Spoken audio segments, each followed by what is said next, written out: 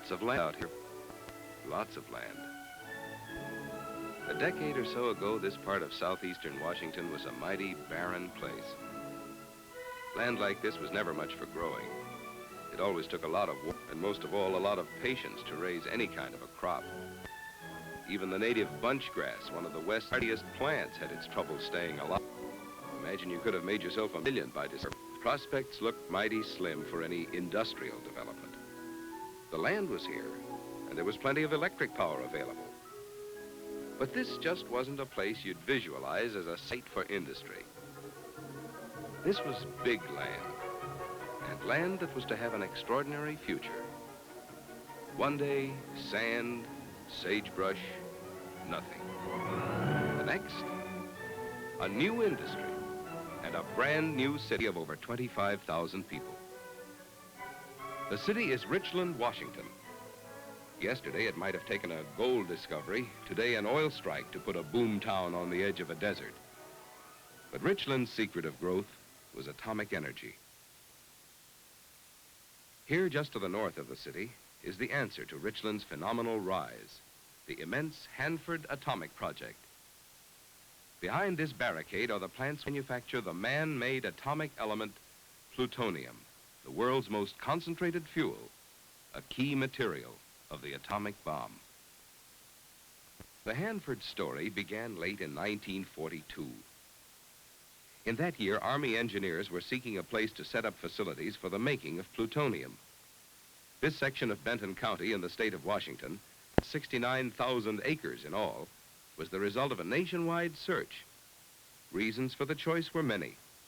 There was plenty of land, spacious yet desolate, which could afford adequate security protection for a new and top-secret project. The desert was bisected by the powerful Columbia River, which could provide the huge amounts of water necessary to cool the atomic reactors.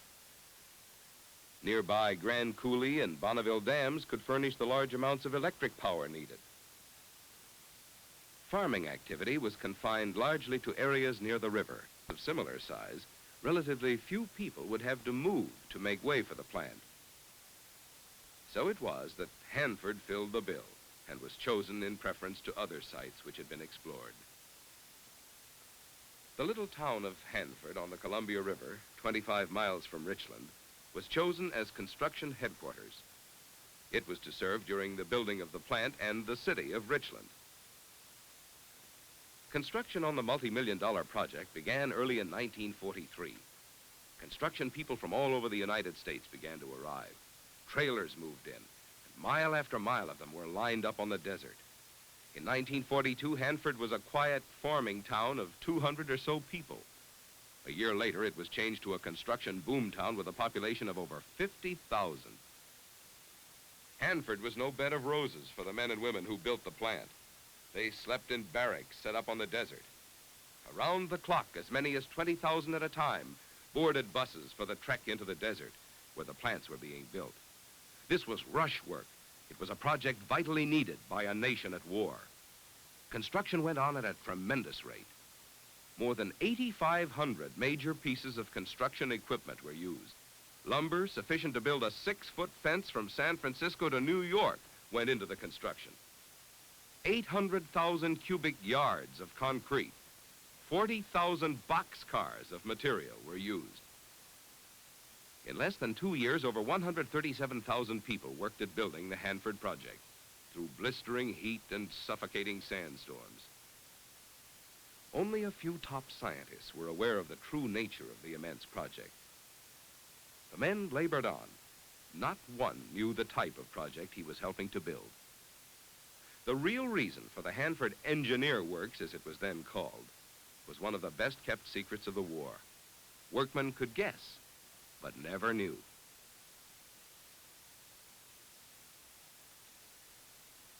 It wasn't until August 1945 that the Hanford secret could be told. An atomic bomb had been dropped on Japan. The explosion jarred the door of security enough to reveal the truth, and the United States had the atomic bomb first. Here was Hanford during its days of glory, a city bursting at the seams with shopping centers, churches, schools, theaters, taverns, and dance halls. Hanford's fall was even faster than its rise. This is all that remains of what was once a town of 50,000. The original plants were completed in 2 years. Since the town site lay behind the barricaded area, Hanford was soon deserted, then torn down. Here was once a huge recreation hall the workers built in 12 days because they wanted a place for dancing and entertainment. Here stood the hospital. Little remains of what was once the biggest and noisiest construction camp the West has ever known. Weeds are taking over the miles and miles of blacktop streets, and only the name Hanford remains. As quick as the rise and fall of Hanford was the building up of Richland. The town was transformed almost overnight into a home for the thousands of employees who were to operate the Hanford plants. Before the project began, Richland was a country town of 242 people. But the new Richland bears small resemblance to the old. And a native Richlander nowadays is rare indeed. People like John Dam and his wife stayed and saw the quick transformation of their hometown. Most people consider themselves natives if they've been in Richland since 1944. John's been here since 1912, his wife since 1908. They're among the few who stayed on and watched the old blend with the new. John's home is one of the few in Richland, which was left standing when the new town was built. John Dam looked on as the new Richland was laid out and built by the Corps of Army Engineers. He saw them leave their mark by naming the streets after famous members of their corps.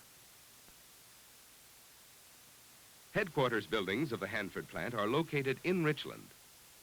The entire Hanford project is owned by the government and administered through a government agency, but is operated by private enterprise. Because of outstanding work in the field of nucleonics, the General Electric Company was asked by the government to take over operation of the Hanford atomic project. Historically, the General Electric Company got its start in 1878. In that year, Thomas A. Edison formed the first in a series of Edison companies, which were the forerunners of General Electric. Today, General Electric has more than 200,000 employees working in numerous plants and offices in all parts of the United States. At Hanford, GE took over in 1946 as prime contractor, charged with the responsibility of operating the project. GE's head man at Hanford is the plant general manager. General Electric replaced the DuPont company, which accomplished the tremendous job of building the original plants. DuPont later asked to be relieved of further responsibility of operating the plants to devote full time to the company's basic interests in the field of chemicals. GE's contract with the government also includes the operation of Knowles Atomic Power Laboratory in Schenectady, New York. Serving with the general manager in directing the work at Hanford are the managers of the plant's operating and staff departments. To operate Hanford, GE set up a new component of the company, now designated as the Hanford Atomic Products Operation, which is part of the company's Defense Products Group. Supervising agency for the government over all atomic installations is the Atomic Energy Commission. An operations office headed by the Hanford Operations Manager and the Assistant Manager directs the work of the Hanford project. The AEC, which was created by the Atomic Energy Act of 1946, took over the Hanford project from the Manhattan District Army Engineers in January 1947. Costs incurred by General Electric in operating Hanford are reimbursed by the AEC from government funds. General Electric's Hanford employees represent a cross-section of the nation. John Dam is a real hometowner. Operating an atomic plant was the beginning of a new type industry. And Hanford is a bit different from other industrial plants. New processes were developed and used for the first time when Hanford started up. Since you can't see radiation, smell it, or feel it, special detection devices called radiation monitoring instruments had to be devised and men trained to operate them. This instrument is familiarly known as a hand and foot counter. Employees use it to detect any radioactive material which might have been picked up on their hands and feet. Special shielding and remote control equipment has been developed and is used at Hanford to permit safe handling of radioactive material. Much of the equipment was designed specifically for use at Hanford and allows work to be performed in complete safety. At the plant, some jobs are performed behind lead shielding. In others, employees peer through thick leaded glass or through complicated periscopes and manipulate material by remote-controlled mechanical fingers. At Hanford, signs, symbols, and special labels are used to mark locations where radiation is known to be present. This symbol is now used throughout the country to designate the presence of radiation. More important than a lunch pail carried to work at Hanford is the photo identification pass. Forget it, and you'll have trouble getting into your place of work. Misplace your pass during the day, and you won't get home without some explaining. No matter how many times an employee leaves a restricted area each day, he must show his pass. Passes are required in the majority of downtown office buildings, as well as in all areas behind the perimeter barricade. No one is employed at Hanford until he has been investigated and deemed a reliable security risk. The various locations of the sprawling Hanford project are broken down into numbered areas. The 100, 200, and 300 areas are production locations and are found in the 600-square-mile barricaded reservation, which begins a few miles north of Richland. The 700 and 1100 areas are located in Richland and are largely the administrative, maintenance, and community management sections of the plant. A company-operated bus line provides transportation to the outer areas behind the barricade. Private cars can be driven, but most employees use the bus. Shuttle buses carry employees to the main terminal, where transportation is provided at low cost to the various areas. Buses go to specific areas. They're clearly marked. Be sure to take the right one. At Hanford, GE operates a fleet of buses which run on a 24-hour-a-day, 7-day-a-week schedule.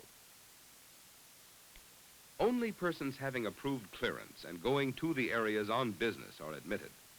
All vehicles are subject to search. Private cars may proceed past the first barricade, but are not allowed in any of the restricted manufacturing areas inside.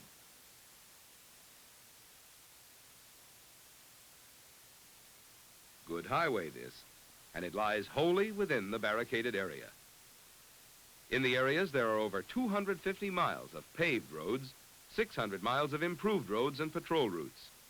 And along the way, these billboards don't sell soup or cigarettes. Theirs is a more important message. Here's the entrance to one of the restricted production areas. All persons going to the area make their entrance through a badge house and must have authorized clearances. Since radioactive materials are handled in some areas, employees are given radiation detection devices, which must be worn throughout the stay in the area. The picture badge contains a piece of film, which also records radiation exposure. After checking in at the badge house, employees reboard their bus, which takes them to their place of work inside that specific area. An adequate patrol force provides complete plant security. Both GE and AEC have well-trained security units. A regular turn on the firing range is a requirement for all patrol members. A round-the-clock watch is kept by roving patrols, which operate in addition to the guards at the entrances to all restricted areas.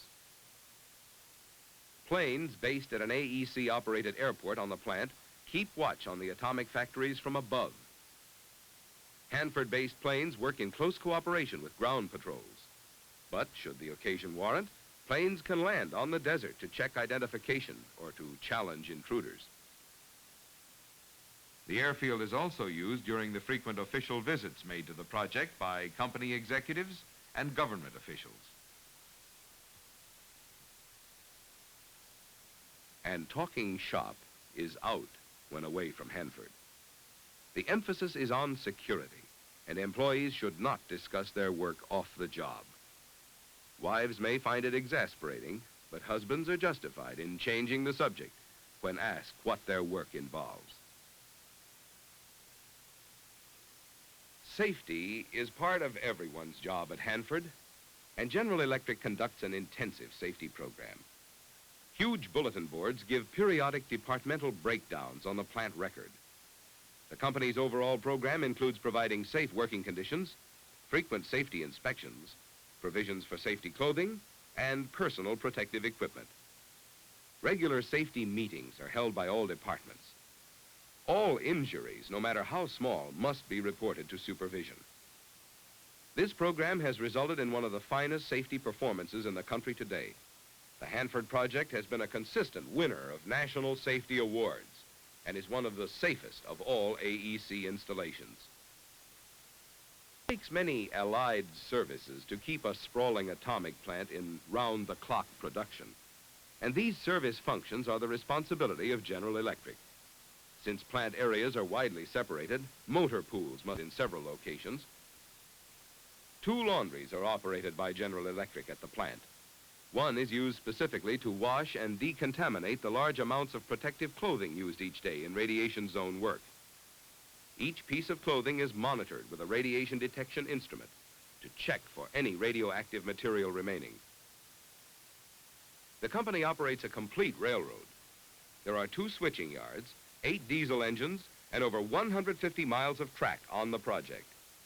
Commercial railroads haul freight to the edge of the restricted area where the plant railroad takes over. Plant telephone and radio serve to meet the communication needs at Hanford.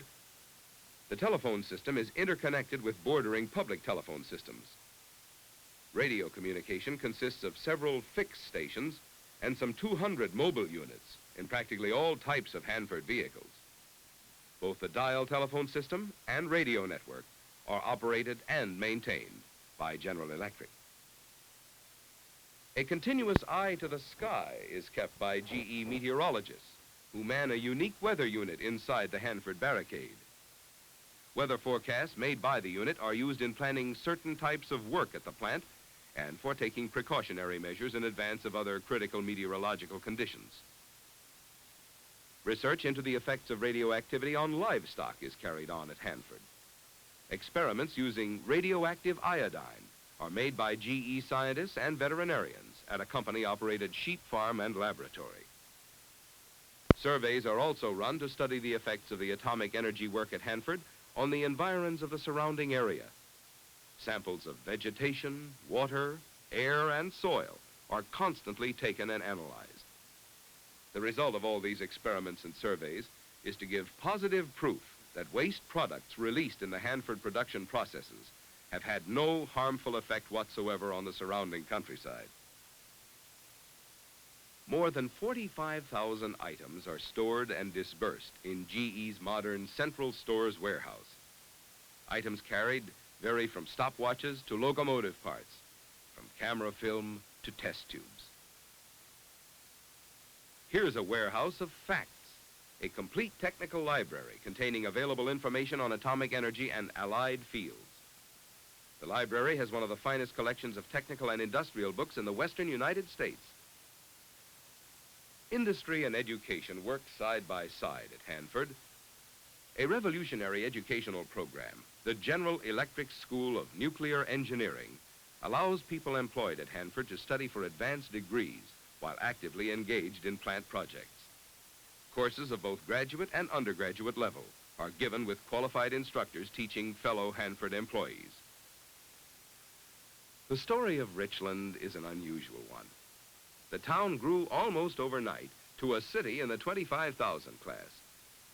Richland changed a lot during the 30-some years the John Dams have been on the scene. Even John's old store building in what remains of the original business district has taken on a new look. The original town of Richland was founded in 1905. It consisted of some 50 homes when the government took over in 1943.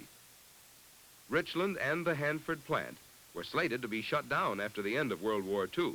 This, of course, never happened. The shift to permanency came when world conditions emphasized that atomic energy was the key to national security. The new city took a big step forward in 1947.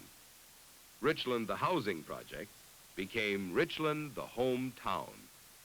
The plant was expanded, so was the city. Hanford and Richland were here to stay. Prior to 1947, Richland had only the essential facilities and services that people would need in a temporary community.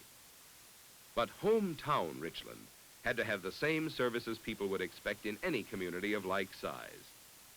Businesses were invited in.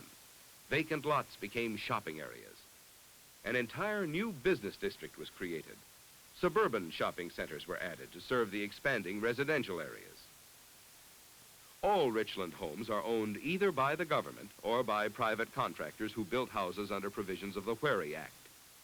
Definite procedures have been established and are followed in renting these housing units. General Electric serves as landlord and real estate agent for the government-owned dwellings. Rents are comparable to rates being paid for like accommodations in other cities of similar size in the region.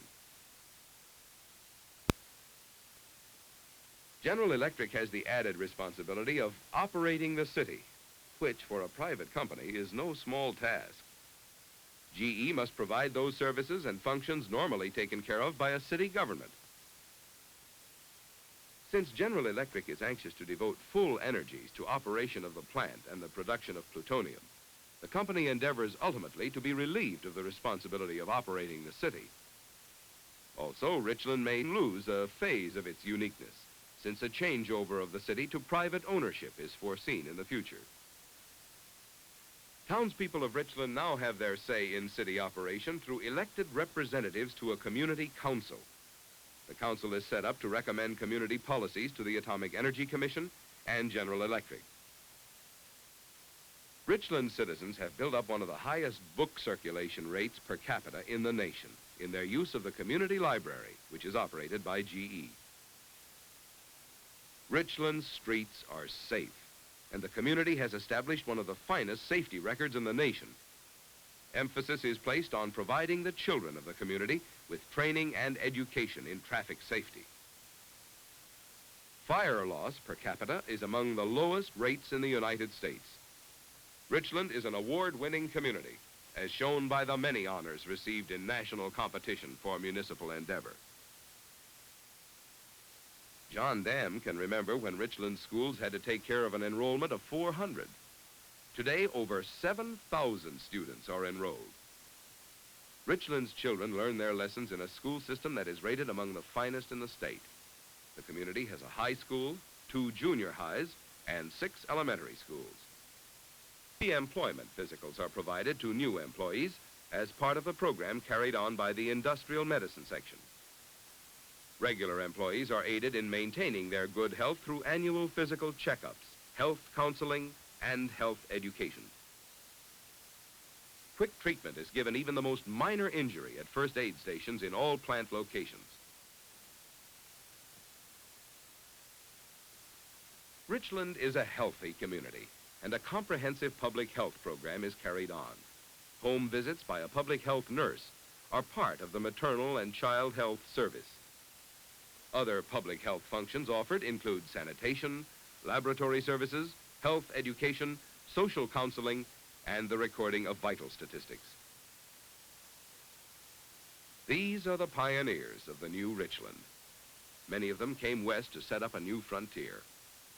And the people of Richland celebrate their achievement with an annual event all their own, Atomic Frontier Days.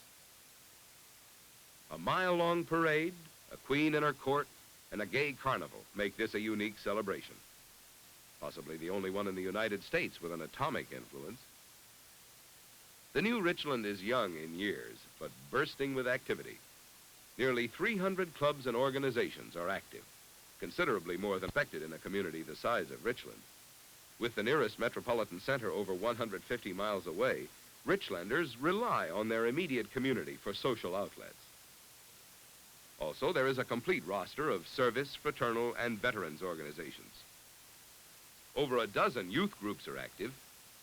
Overnight camping facilities are available at nearby Berlin Camp. And for youthful anglers, a special pond has been set aside. Parents can watch, give advice, but the youngsters do the fishing. For those over the age limit, there are plenty of ideal spots at lakes and streams within easy driving distance from Richland. The hunter can find plenty of choice ground for upland birds, waterfowl, and big game. Recreation facilities are available for all ages. Well-equipped playlots and playfields are located throughout the city. Units of General Electric organize various activities and provide for all types of play. Riverside Park, located on the Columbia River in downtown Richland, provides a place for family outings. The backwaters of newly built McNary Dam, 30 miles downstream on the Columbia, have placed a lake playground in Richland's front yard. As to climate, the humidity is low, the rainfall only about 7 inches a year, and the winters are mild. As to summers, yes, it gets a little warm, but the desert summers come equipped with cool nights. Organized competition is held in almost every sport for both men and women. In athletic circles, Richland has often been called the softball capital of the state. Yes, there's plenty to do in Richland. It's an ideal town for young married couples, since more than half of the adults are between 25 and 44 years. Some 25 religious groups are active in Richland. Citizens have dug into their own pockets to build their own churches on land leased from the government. Plutonium is big business. The Hanford Atomic Project has meant much to the economy of the state and Northwest. At Hanford is one of the Northwest's largest payrolls. Wealth has been created. The bulk of the multi-million-dollar expansion programs at the plant has gone to Northwest contractors, suppliers, and labor market. A new market, one of the state's largest, was created with the growth of the Tri-City area. Kennewick, Pasco, and Richland, all within 15 miles of each other, form the Tri-Cities. In all, the Tri-City area represents a buying population of over 65,000 persons. Now to the future. Just as their ancestors found a place on what was the western frontier 100 years before, so too have the new Richlanders found a hometown. A hometown on America's atomic frontier. The Hanford employee with his pass and his lunch bucket is pioneering a new industry. Richland is no longer a housing project. It's a modern city blessed with good schools, excellent facilities. Man has mastered the atom. From the drawing boards of the nation are coming plans which will divert the immense energy of the atom to peacetime uses. Byproducts of atomic energy are becoming more and more important in the fields of medicine, industry, and agriculture. A substantial amount of the radioisotopes now used for medical and research purposes are manufactured in the reactors at Hanford. At Hanford, year-round employment has been created for thousands of employees, some who came from the far corners of the country to add their talents. Others changed their town and their community. You won't find plutonium on the shelves of the neighborhood store, but to each General Electric man and woman at Hanford, there is the satisfaction that goes with making a product vital to the nation's security. A product with overtones which may lead to a new era of development. These are the men and women, the office workers, the scientists, the engineers, and craftsmen who transformed an eastern Washington desert of the atomic age.